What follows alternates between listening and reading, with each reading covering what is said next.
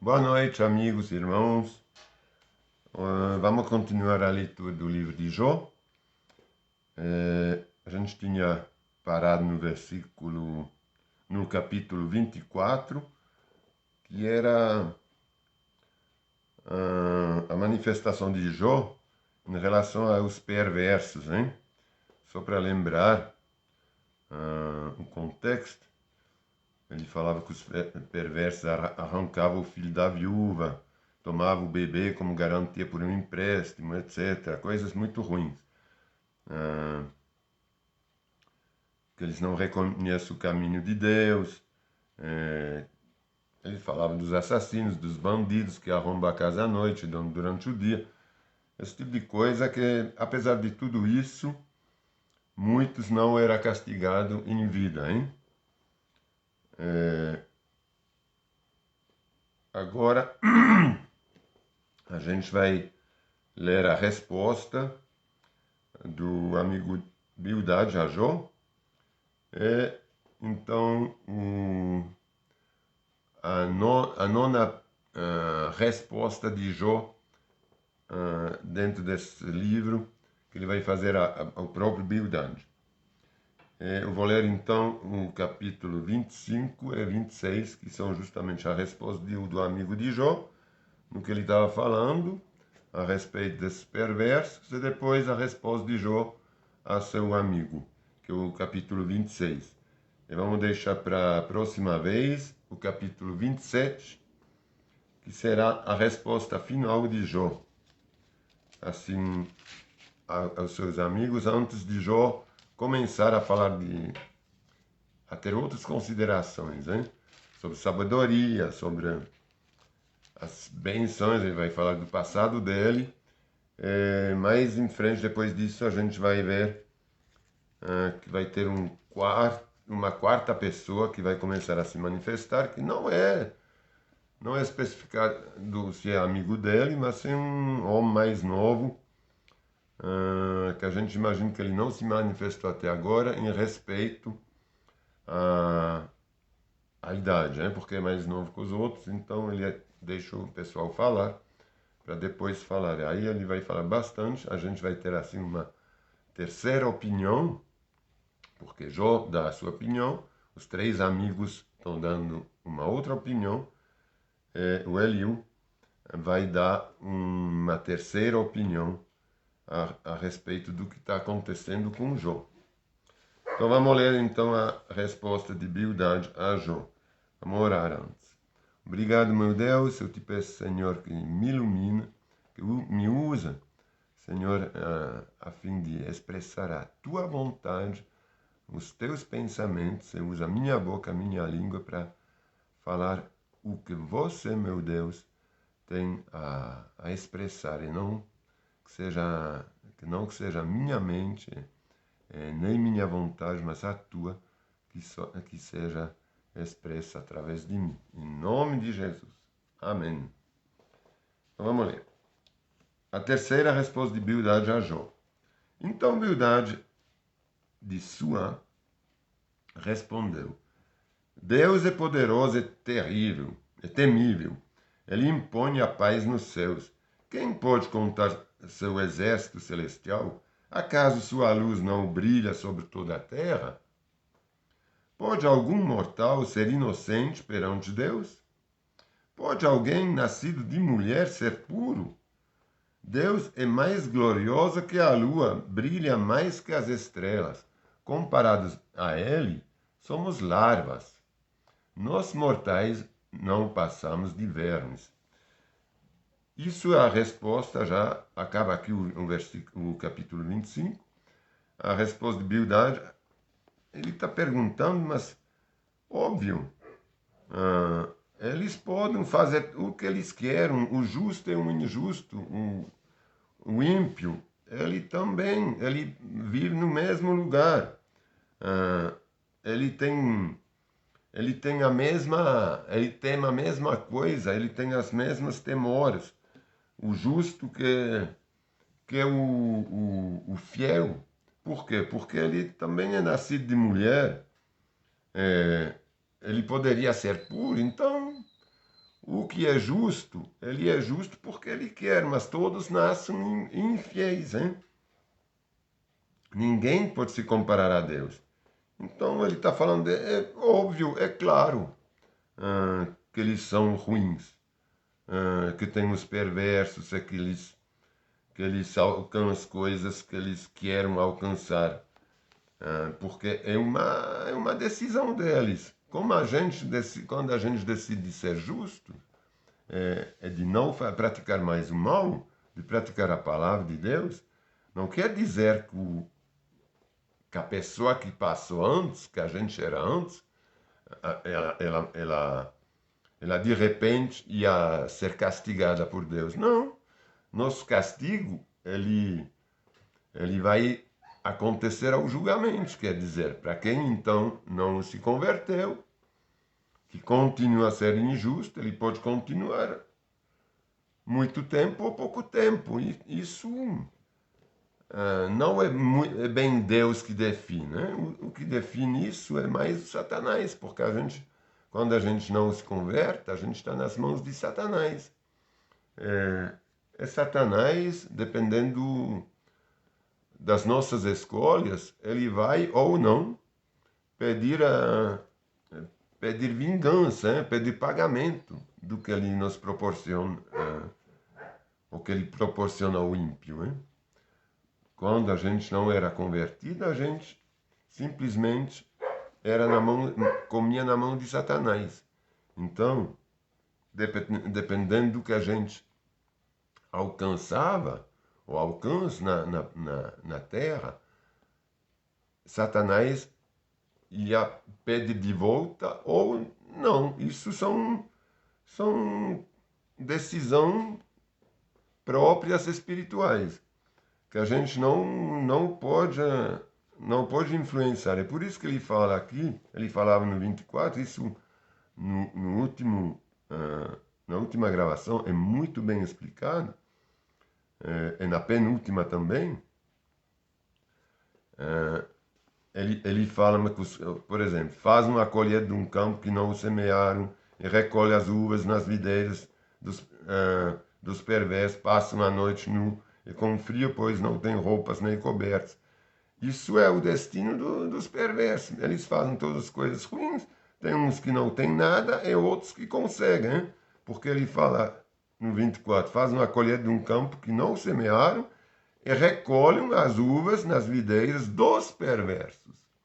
Então, é o ladrão roubando o outro, na verdade. Então, isso não quer dizer que porque eles não se convertem, que de repente eles vão ser castigados em vida. Porque Deus não castiga, então Deus não vai se levantar contra Deus, só com a paciência dele, está aguardando eles se dar conta que eles não vão chegar em lugar nenhum se não se convertem. A gente não chega em lugar nenhum vivendo em margem da graça e da palavra de Deus, dos preceitos de Deus, dos conceitos de Deus e dos caminhos de Deus. Então, isso não nos leva em lugar nenhum, somente na perdição e na morte eterna. Então, é por isso que o Bildad está falando assim. Deus é poderoso e terrível, ele impõe a paz nos céus. Quem pode contar seu exército celestial? Acaso sua luz não brilha sobre toda a terra? Então ele fala, a luz de Deus, ela brilha sobre toda a terra, sobre os ímpios e sobre os fiéis. Pode algum mortal ser inocente perante de Deus? Não é porque a gente se converteu que a gente de repente é muito melhor.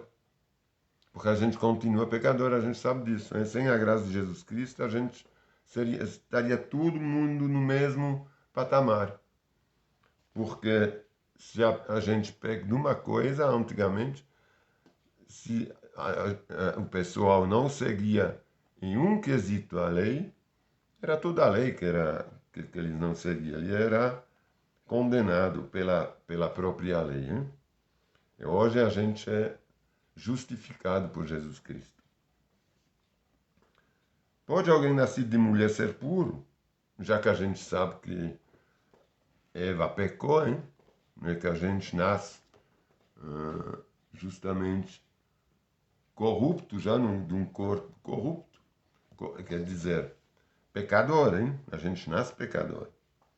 Deus é mais glorioso que a lua, brilha mais que as estrelas. Comparado a ele, somos larvas. Nós, mortais, não passamos de vermes. Então, a gente não pode fazer perguntas a Deus, é isso que ele quer dizer, porque você está perguntando a Deus, porque no 24 o subtítulo é Eu pergunto por que os perversos não são castigados. Então, acredito que agora a gente entendeu, com essas pequenas explicações, que todos nós somos mortais, pecadores, convertidos ou não. Mas a gente vai passar por uma segunda morte. Quer dizer que ou não. Nós não, cristãos, não vamos viver a segunda morte porque a gente já é salvo aqui na terra. Quando a gente se dá a Jesus, aceita Jesus Cristo na nossa vida, a gente se arrepende dos nossos pecados, a gente já não vai mais ser julgado. Agora, os ímpios, os que não se reconheceram Jesus Cristo como nosso Salvador, como Senhor, eles sim vão passar no tribunal de Cristo e vão passar pela segunda morte, que é o afastamento eterno do amor de Deus, e vão ser jogados no mesmo lugar que Satanás. Nós vamos viver na glória com Jesus Cristo, Deus. Aí vamos continuar com, então, a resposta de Jó a Bildad. Isso é a última resposta que ele está fazendo a esses três amigos. Depois a gente vai passar justamente a outros discursos. Também ao discurso desse quarto homem, que não é mencionado até agora. Então Jó falou, que é Eliú, então Jó falou novamente: grande ajuda você deu aos indefesos. Belo socorro prestou aos fracos. Como esclareceu minha ignorância, sábio conselho ofereceu. De onde tirou todas essas palavras de sabedoria?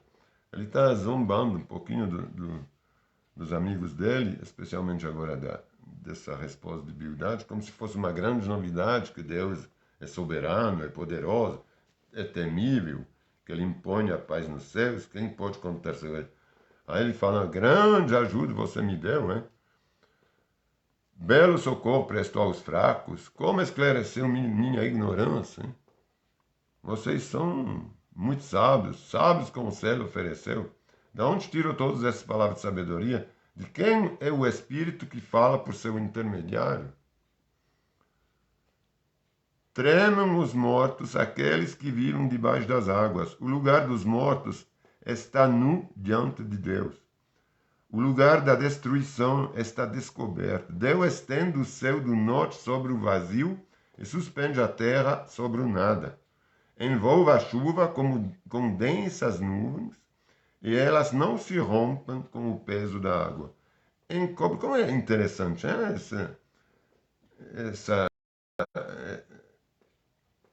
como ele demonstra o poder, a grandeza de Deus. Ele dá exemplos da grandeza. Ele não só se pergunta. Ele fala: os mortos até tremem, aqueles que viram, que já morreram. O lugar dos mortos está nu diante de Deus. O lugar da destruição está descoberto. Deus estende o céu do norte sobre o vazio e suspende a terra sobre o nada. É verdade, quando a gente vai raciocinando, imagine isso. Foi escrito sei lá quantos anos atrás, talvez uns 4, 5 mil. Não tenho a data específica, mas faz muito tempo. Depois eu vou procurar a data. Eu falo da próxima vez. Imagine lá o nível de astronomia que esse pessoal tinha para realmente falar que a Terra era suspensa no nada. Isso vem simplesmente da explicação de como Deus explicou que ele tinha criado os astros. Né? Tudo isso é real, no sentido que realmente está lá no universo. E nada sustenta nada. Hein? O que sustenta a própria a velocidade. A gente sabe hoje com a ciência que são as órbitas. Hein? Que tudo está em movimento, menos o Sol. Hein? Agora, como ele está justamente falando, vocês estão me confortando demais. Maravilhoso conselho que vocês estão me dando. Aí Deus estende o céu de noite, envolve a chuva com densas nuvens. Elas não se rompem, apesar do peso da água. E é verdade. Quando a gente imagina as toneladas de água que tem dentro das nuvens, né? Quando começa a chover, caem gotas, mas todas essas gotas, elas condensam. Mas, na verdade, são toneladas de água, claro, em vapor, hein?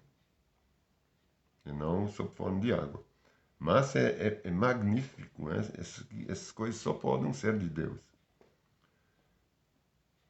Encobra, elas não se rompem com o peso da água, encobre a face da lua e esconde com suas nuvens. E a esconde com as suas nuvens. Criou o horizonte ao separar as águas e definiu o limite entre dia e noite. Interessante como ele fala do horizonte, né? Ele vê o céu é a água, né? Para separar a água do horizonte. Não sei se eles tinham, acho que eles não tinham a noção que a Terra era redonda, hein? Tremem os alicerces do céu, estremece diante da sua repreensão. Tremem os alicerces do céu e estremece diante da sua repreensão. Com o seu poder, acalmou o mar, com sua habilidade, despedaçou um monstro marinho, hein? Que é o Leviatã, que a gente já falou várias vezes aqui. Com seu sopro, trouxe beleza aos céus.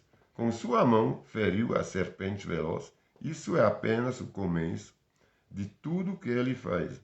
O mero sussurro da sua força. Quem pode compreender o trovão do seu poder? É verdade, hein? Quando a gente vê o mar, quando o vento, o raio, o trovão, o poder dessas forças da natureza, né? Que a gente fala que é força da natureza, mas é Deus que está atrás de tudo isso, porque Ele criou tudo o sistema, hein? Para quando chove, para quando faz sol, para quando tem raios. Então, é uma coisa muito maravilhosa como ele fala do poder de Deus. Isso é para a gente refletir como Deus é grande, né? Como Deus é Deus. Quando ele fala assim, nessa resposta à Bildade, ele fala assim, você fala que Deus é poderoso e terrível, mas eu te falo de tudo que ele faz, de todas as grandes coisas que ele faz, que mesmo no lugar dos mortos ele está de olho aberto, ele vê. Mesmo aonde a gente tudo é escondido, ele vê. Ele fala, encobra as nuvens, encobra a face da lua, esconde com as suas nuvens, mas ele continua a ver. Tremos os alicerces dos céus, estremece diante da sua repreensão. De quem? Da repreensão de Deus. Quando tem tempestade, tremores de terra. Tudo isso é Deus. Isso é apenas o começo de tudo que ele faz. O mero sussurro da sua força. Quem pode compreender o trovão de seu poder? Ninguém, né? Ninguém pode compreender a Deus. Deus continua sendo Deus, Ele é Deus em todas as circunstâncias. É o que ele está falando, o próprio Jó sofrendo. Ele está falando, mas vocês estão tentando explicar, me dizer que Deus é Deus, eu já entendi que Deus é Deus. E lá ele responde mesmo, ele fala, mas quem pode entender? É verdade, eu fiz várias perguntas, mas eu estou sabendo de tudo isso. Você está me falando, mas eu estou perguntando, mas ciente de tudo isso. É isso que a gente faz. A gente se pergunta sobre Deus, hein? E a gente sabe que Ele é grande. Mas a gente tem perguntas. Como Jó, ele fala, mas tem coisas que a gente às vezes não entende de primeira, assim. Como essa coisa com os malfeitores, eles também são, de uma certa forma, abençoados. Porque, como já também falei aqui, quando faz sol para todo mundo. Faz sol para o convertido, o fiel, o servo de Deus, mas faz sol também para o ímpio, para o assassino. Porque a gente vive nessa terra corruptível, corrupta. A gente está aqui somente para nos definir. A gente nasce aqui, pecador. É por isso que a gente tem que se definir. De qual lado a gente vai querer... de qual lado a gente vamos querer viver eternamente? Do lado de Satanás ou do lado de Deus? Então a gente tem esse tempo na Terra para fazer essa escolha. Essa escolha, ninguém é manipulado por Deus. A gente sim é manipulado pelo diabo, no sentido que o diabo quer nos iludir com mentiras, com coisas que não existem, com coisas que são voláteis, que são até palpáveis, que existem assim, mas só por hora. É por isso que é importantíssimo a gente conhecer a palavra para saber qual é o nosso destino. Por que a gente está aqui na Terra? Hein? Então, a palavra nos ensina a não nos deixar iludir pelo pai da mentira. Ele chama, a palavra chama o diabo, Satanás, o pai da mentira. Hein? O enganador. Ele vem aqui para roubar e destruir. Então, quem não lê a palavra, quem não se deixa influenciar pela palavra de Deus, não vai ter acesso a essas informações e, infelizmente, vai morrer na ignorância. Às vezes não na ignorância, mas do fato de não nem querer saber. Né? Tem muita gente, na verdade, hoje todo mundo tem acesso. Praticamente todo mundo. Mas muitos ignoram.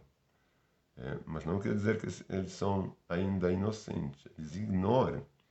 Eles morrem na ignorância, não na inocência, que é diferente. Morrer ignorante não é morrer inocente. Infelizmente, tá falado que a colheita é grande, mas poucos vão ser salvos. Hein? Tem muita gente que poderia ser salvos, mas poucos vão ser salvos. Então vamos fazer parte desses poucos, já que a gente está com a palavra, não vamos se desviar dela. Então vamos orar.